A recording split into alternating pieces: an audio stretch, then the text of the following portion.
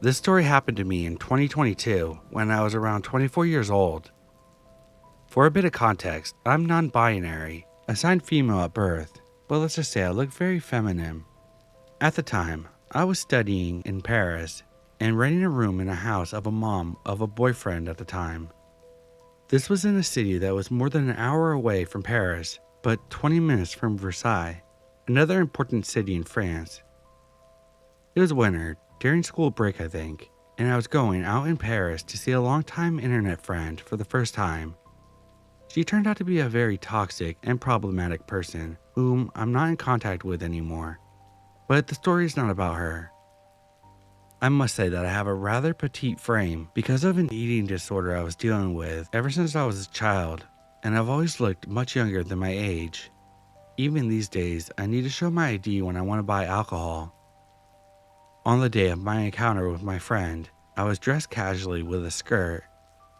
Our encounter went very well, since I lived far away and was planning to go to my boyfriend's house later. I had to leave before midnight because the public transportation would become scarce after 10 p.m. and I had about 2 hours of transit to get there. Unfortunately, I didn't leave early enough, so I managed to get a train to Versailles, but would have to wait almost an hour to get a bus to go to the nearest city for my boyfriend's house where he could pick me up with his car. While I was waiting near the train station, I noticed a group of bus drivers who were smoking and talking to each other. I approached them and asked them which one of them was going to drive the bus to the city I needed to go to. A small man with gray hair, who was probably in his late 40s, early 50s, told me that it was him. He noticed my skirt and said, "You must be freezing." So he offered me to go heat myself up in the bus and wait there until departure. I gladly accepted, as I was indeed freezing. While he was walking me to the bus, which was parked in a very dark corner with no lights, he got very close to me and started to act very familiar with me, asking about where I live and where I was going to and such. I was feeling uneasy and uncomfortable, but I was raised to be polite and I've always been a people pleaser, so I answered all his questions with as little detail as possible till we reached the bus. He opened the door for me, and while all my instincts were screaming to me, "Do not go on the bus," I ignored them and got in anyway. I sat at the front of the bus where there was a bit of light, but mind you, I am black and even in the dark it would have been difficult for anyone to see me. Besides the bus drivers that saw me leave with the driver, no one knew I was in that bus. Anyway, the second I got in the bus, things got even weirder. He threw his lit cigarette away and got in the bus with me as well, all while telling me a bunch of anecdotes about how the bus was actually designed to transport the French football team and how there was a huge table and even a bathroom in the back of the bus, and that I should come in the back of the bus with him to see it. He suggested to me twice to come over to the back of the bus where there was absolutely no light, and this scared me even more. So I texted my boyfriend, "Might not come tonight. Weird bus driver. Call me ASAP," while ignoring his rambling. He then came back to the front of the bus and stayed in the corridor, blocking my way. He talked about random things I don't remember, and all the time his eyes were fixated on me, especially on my phone that was in my hand, and my knees and thighs. All the time I was praying that my boyfriend would see my message and call me, and when he finally did, I breathed a sigh of relief. The driver must have seen the face of my boyfriend on the screen of my phone because he took a step back and told me that he was going to smoke another cigarette outside. I answered my phone and told my boyfriend everything that was going on, while looking out the window to keep an eye on the bus driver. When he was far enough away, I ran to get out of the bus, only to discover in shock and horror that he had locked the door. I was trapped in that bus, and no one knew where I was except my boyfriend, the creepy bus driver, and the other bus drivers who saw me leave with him. Still on the phone with my boyfriend, I went back to where I was previously sitting and saw through the window that the creepy bus driver was now coming back. When he saw me on the phone, he left and locked the bus again. He did this back and forth a total of 3 times, locking the bus behind him every time.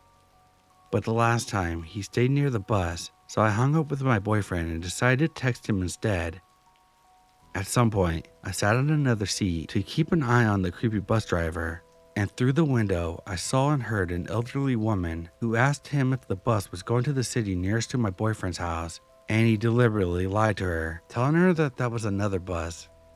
At this point, I was freaking out, frantically texting my boyfriend that I was gonna die, that the bus driver would do terrible things to me, then kill me, and throw my body away. It was at this moment that the bus driver went back into the bus and locked the door again. We were supposed to leave in less than 10 minutes, and suddenly, something finally snapped into my brain. I got up, trying to maintain a calm appearance, and lied to him about how I needed to go back into the train station to go to the bathroom. He told me that there was a bathroom on the bus. Then I lied, saying I needed to get some snacks from the vending machine. He hesitated, but eventually let me go. But before he did so, he pretended twice that the button to open the door wasn't working. And at this point, I didn't care about hiding my distress anymore. I told him that if I couldn't get off the bus, I'd pick the emergency hammer to break the door, and suddenly the button was working again. I bolted out of the bus and took the deepest breath of cold, fresh winter air that I've ever took. I've never been in prison, but I imagine that's what it feels like to be released from prison. I ran up to the train station, hid behind a vending machine, and finally felt safe. I burst into tears. I called my boyfriend back, and he told me that he called his sister who lives in Versailles, and her boyfriend would come to pick me up. While I was trying to calm myself, guess who I saw coming in the train station? The creepy bus driver. He was acting like he was looking for something, or rather, someone, and that was likely me. I held my breath and waited for him to leave, and then start to cry some more because I realized at that moment, I was his prey, and I was right about his bad intentions. Finally, the boyfriend of my boyfriend's sister came to pick me up and took me back where I live. I couldn't sleep that night or the following days. My insomnia worsened. I made a signaling to the bus company, but since he wasn't the usual driver for them, nothing was done, and I didn't ever receive an answer. I am very grateful for who helped me that night, and I know it's been said before, but let's say it again as a reminder. Trust your gut. Trust your instincts. They're never wrong. Also, fuck being polite with creeps that make you feel uncomfortable, unsafe, or uneasy.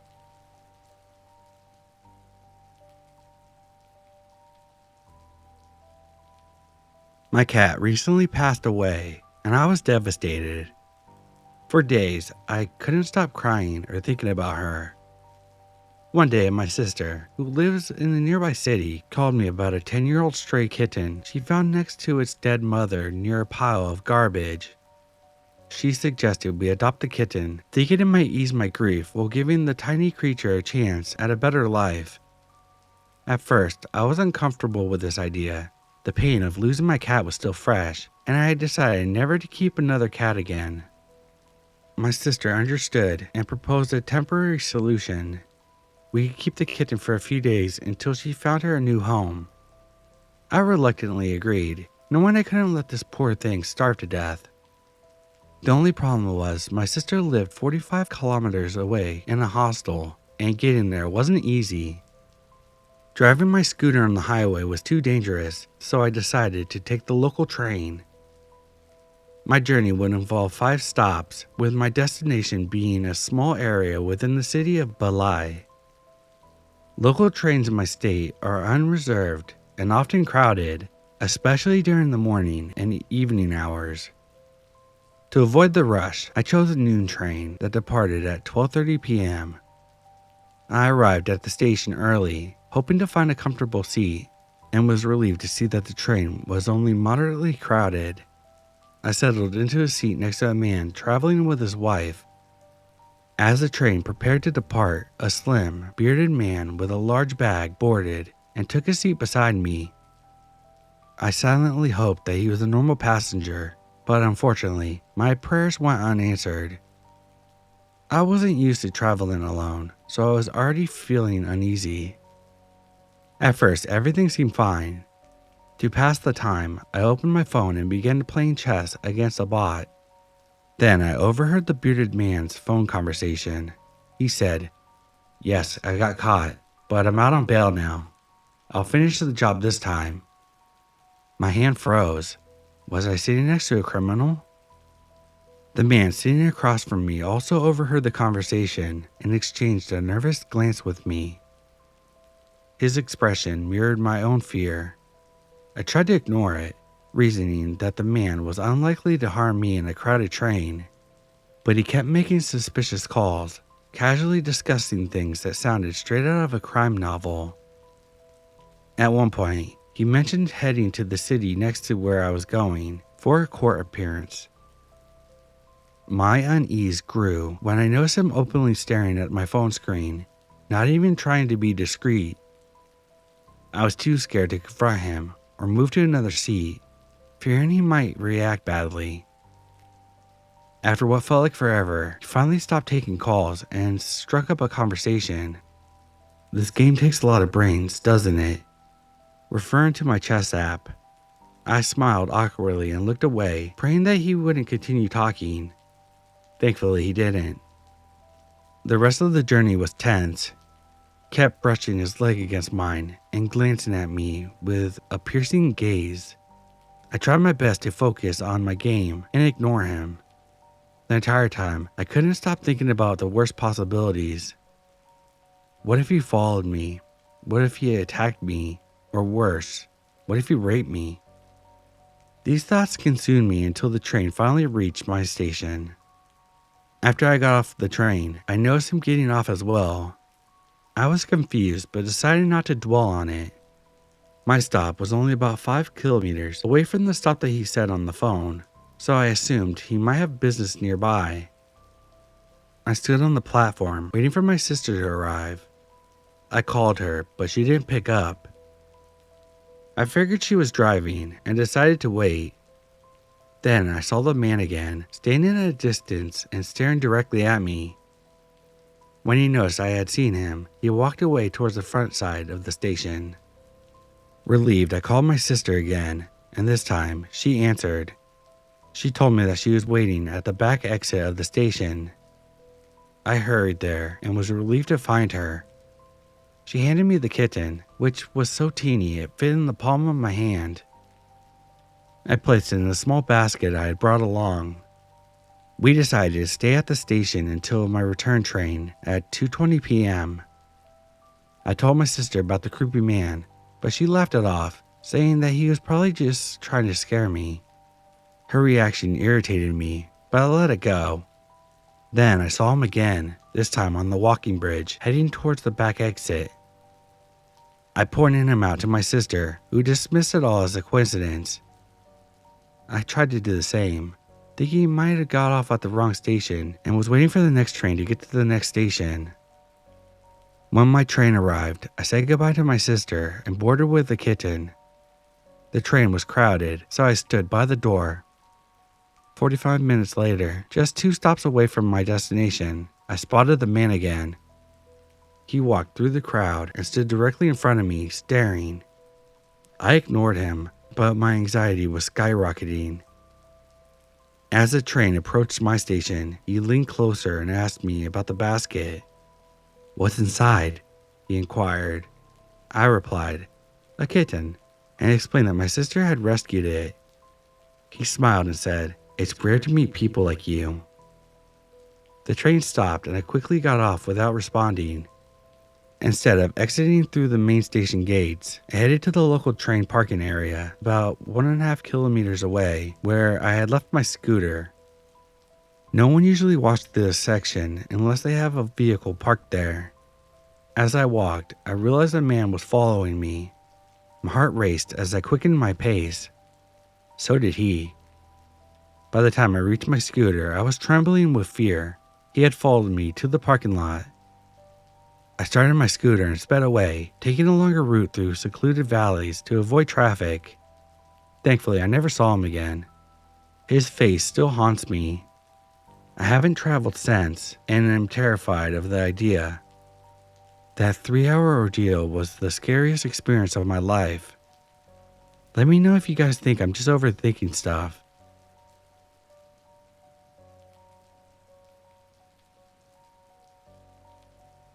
I am aware this happened ages ago, but I am now recollecting bits and pieces from the event and am thankful to be sane and safe. I'm honestly just airing this out so I can get input and opinions because I don't know what to make of it.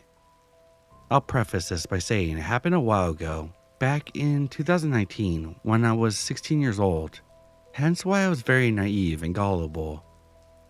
I'm aware this might not be a case of human trafficking, but it does seem suspicious regardless. For context, this happened in a relatively large North American city. It was late December, a few days before Christmas, and I had just finished hanging out with my friends and was using public transit, the subway, to get back home. My friend lived in a different area, so I had to travel back alone in that direction.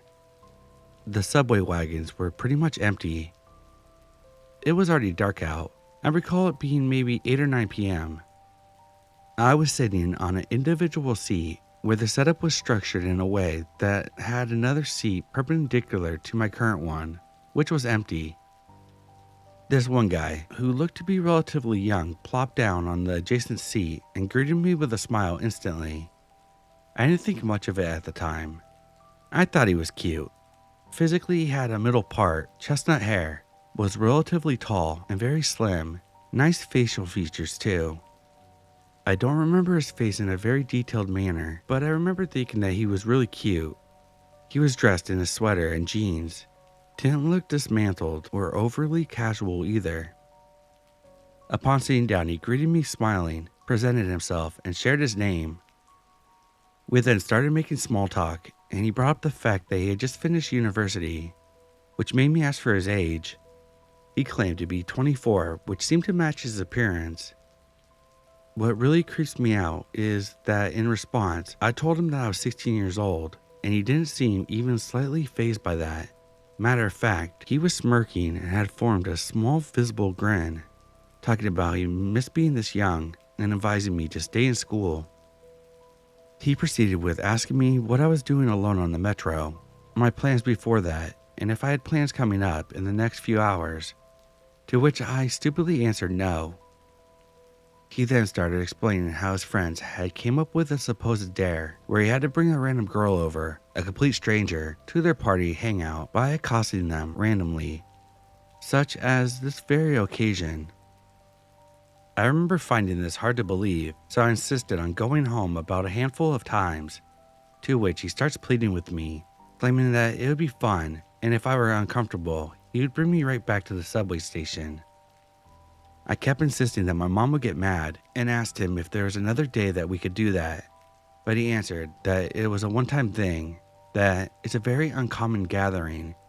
He hasn't seen these friends in a long time and wouldn't see them after this event because of a full schedule. He also kept pushing the fact that he wasn't going to keep me for long. I eventually gave in.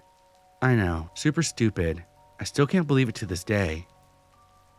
We had gone through the subway stations and got off at a pretty desolate area, which was known for drug use, prostitution, and poverty. But to be frank, I didn't know that at the time, although it was pretty obvious. That neighborhood still has a pretty tarnished reputation to this day. The guy, let's call him Ben, then revealed his real name to be different than the one that he initially gave me, and was seemingly Slavic. The name he revealed to me is most likely fake too, to be honest. He then started asking me pretty intrusive questions such as, what are your darkest secrets? What's your home life like? What's stressing you out right now? Why did you decide to come along? He claimed he liked getting to know people beyond surface level, hence why he was being this intrusive.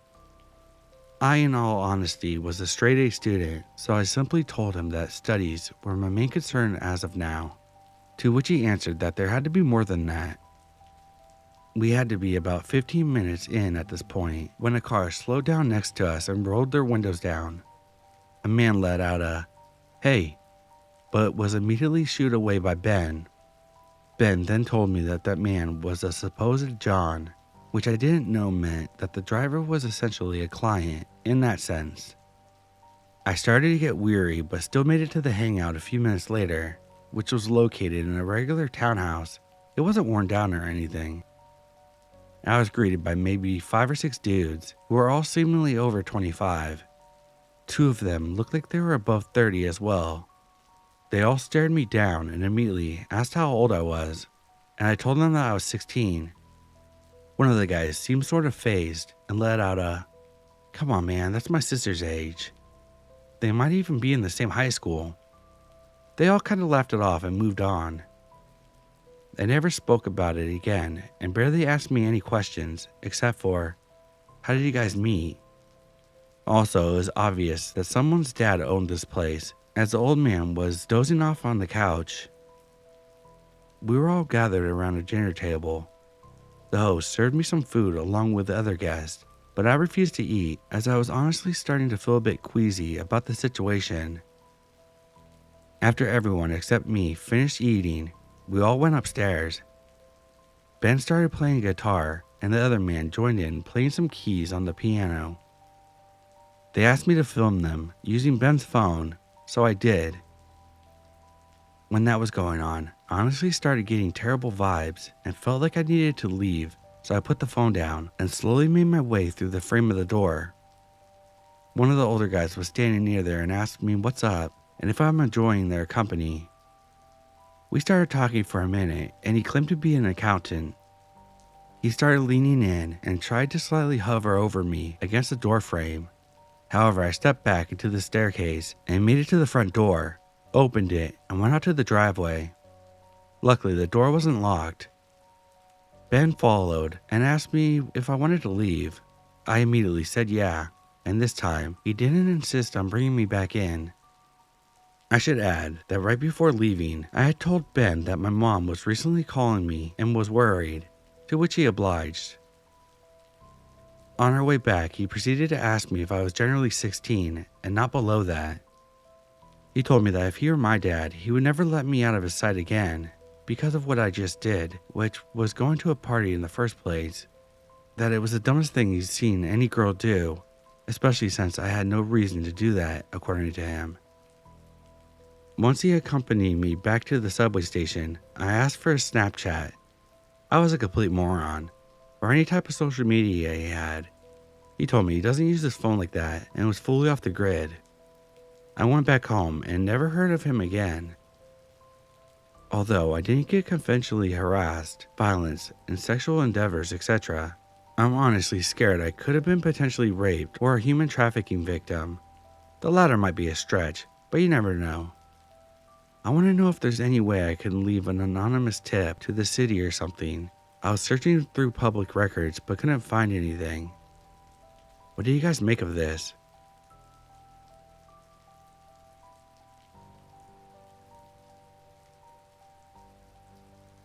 I'm a female, 21. I was visiting my cousin in a neighboring city. She lives in the middle of nowhere, on a suburb with high crime rate. Her specific area is more secluded and safer, but you have to ride the bus through the shady part first to get there. I rode the bus to the center of the city and got onto another bus towards the suburbs.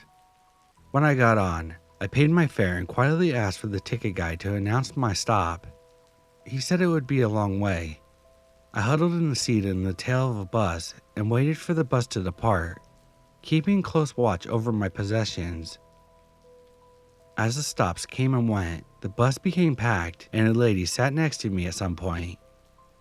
Sitting across from me on the front of the bus was a man that looked to be in his late 20s, chatting with a group of friends. He kept staring at me. When the lady next to me got off the bus, he rushed to get up and walking towards me, presumably to sit next to me. But thankfully another passenger was faster and took the seat, so he went back to his friends. I remained composed, but my gut was telling me something was very off. In that moment, the ticket guy, who was handing out tickets to new passengers, loudly tells me that my stop is 2 stops away. I see the creep look at the ticket guy, then at me, and exchange a look with his friends. We reached the middle of nowhere part of the suburb where the stops were literally in the middle of nowhere, with a few sparse buildings and no people on the street. It had started to get dark. At this point, I was aware I needed to think fast, and think fast I did. The bus came to a stop and the doors opened. I waited until the last moment, got up, and made my way towards the doors at the end of the bus. The guy jolted up from his seat and hurried his way to the other door, which was in the middle of the bus and closest to him. He walked out right before the doors closed, but I remained inside. When he realized I didn't get off, he started following the bus. I still wasn't safe because he knew my stop was next. I talked to the ticket guy and the driver, and God bless their hearts, they kept watch over me, let me ride the bus to the end of the line and back, and my cousin and family waited for me at the bus stop on the way back.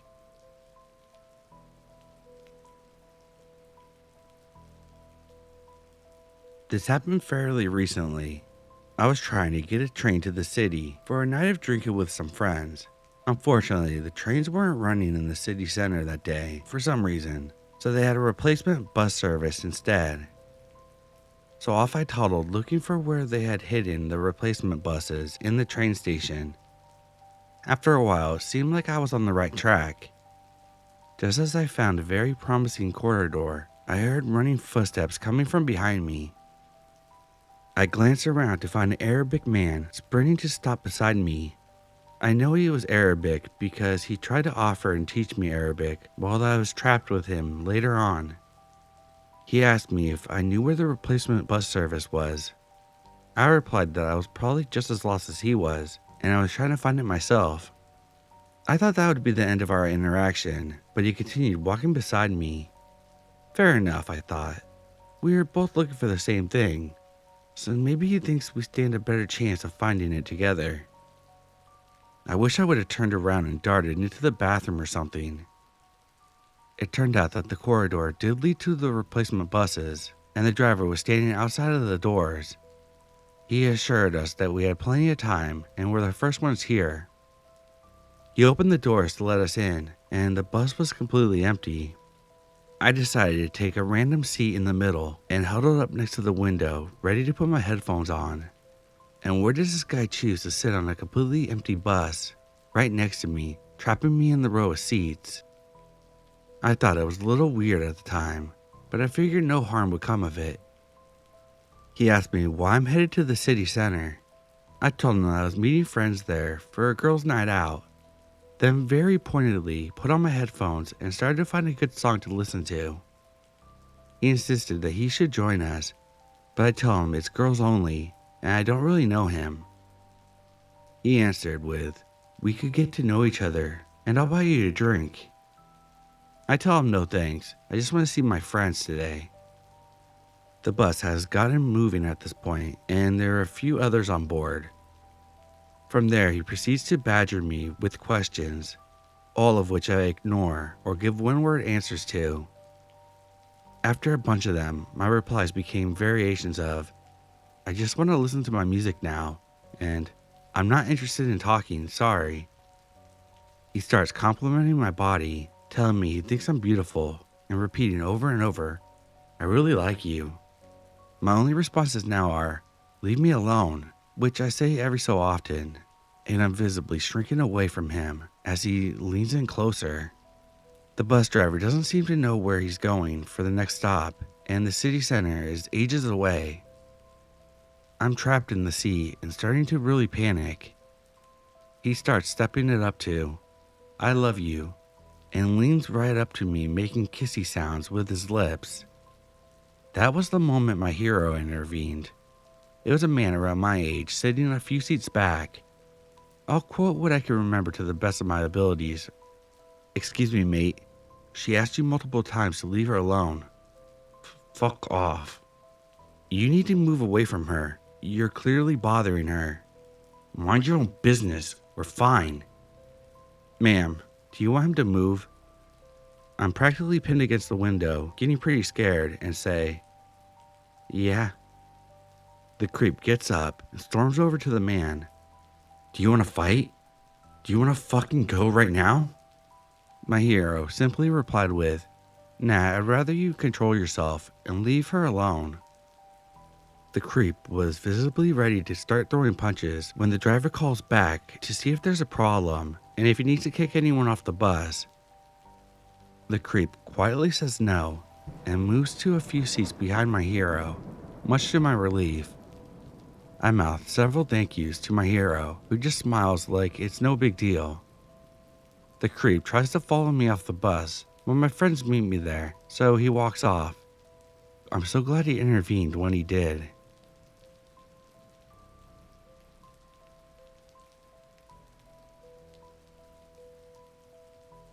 A couple years ago, my friend and I were on our way back home from a concert around 11 p.m. Because we were at a concert, we only had the necessities with us and nothing to defend ourselves with. In the train station, there were 5 total people, 3 men, and us, 2 20-year-old something women. The first of the 2 men were pretty normal, a businessman with a briefcase and a homeless man, both minding their business. The third man, however, was highly intoxicated and was already shouting out obscenities before we entered the subway station. When we came down the stairs, the man noticed us immediately, and we definitely noticed him. He was walking around in circles, muttering to himself with a huge liquor bottle that was 2/3 of the way empty. We sat down on a bench near the businessman to wait for the train. As we waited, we didn't talk much. We paid attention to what the man was saying, trying to make any sense of it, just in case something did happen. Eventually, we started to understand some of what he was saying. He was screaming about how he wanted to rip our faces off, and at this point, my friend and I were panicking because this was the only train that took us to where we needed to go, and it was almost there. The man began going on about how he was gonna rip your cheeks off and fuck them. The train came after about 3 minutes of extreme panic, and we got on. Luckily, he didn't.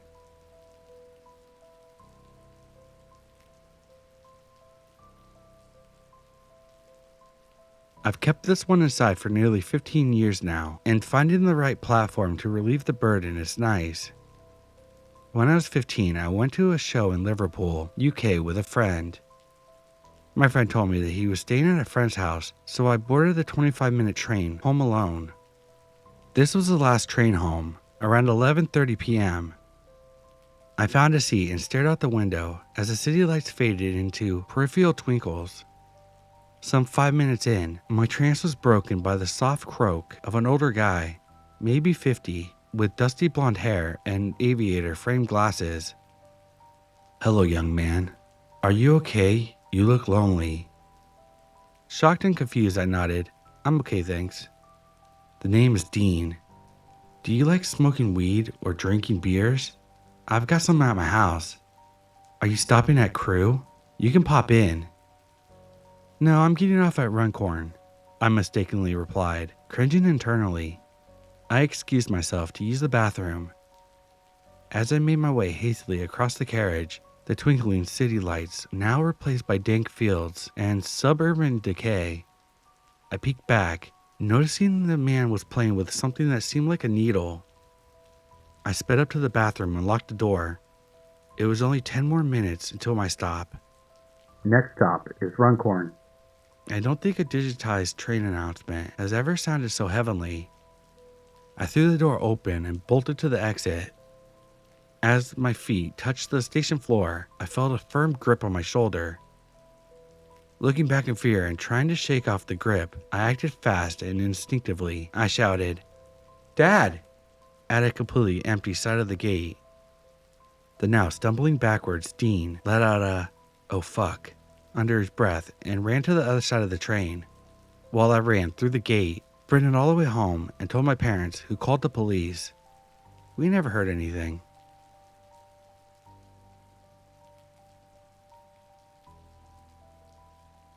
Firstly, I'm a 24-year-old guy, and I'm not great at writing things out like this, but I just wanted some advice, as I'm a socially awkward person. I decided to go into town the other day and took the train in. I arrived at the train station, got my ticket, then waited for the train. I was approached by this man, I'll say in his 60s. I must have been someone he knew or seen before because he said, "Wow, I haven't seen you in some time." I replied, "Sorry, I think you may have the wrong person." He continued to push the conversation by saying, "Oh, you must have a twin." I laughed and brushed it off. Once the train arrived, I got in and sat down. I sat down in the two-seater chair. The man sat down next to me and asked me my name. Trying to be nice, I replied with my name, and he said his name. He asked me a few questions, and I gave answers. Up to this point, it's fine. He asked me to use my phone to make a call, which I didn't see the issue with. But after this, he sent a text message, which was fine. His phone beeped. He then turned to me and said, "I have your number now. We can catch up later." He had called himself on my phone to get my number. I tried to play it off all cool, but I was pretty creeped out and couldn't leave since he blocked me in. Finally, he got off at his station, straight away texted me, and each day he has been texting me to come over to his house or go out to get coffee. I felt bad for him because he seemed lonely, but it just feels really odd and creepy. I just wanted to hear some people's thoughts, as I've never been in a situation like this before, and don't really have friends to talk to about this.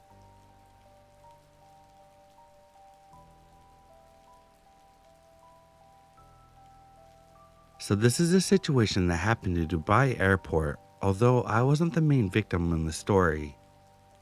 I was trying to get to the terminal in order to catch a flight out of Dubai when I realized the taxi driver took me over to the wrong terminal.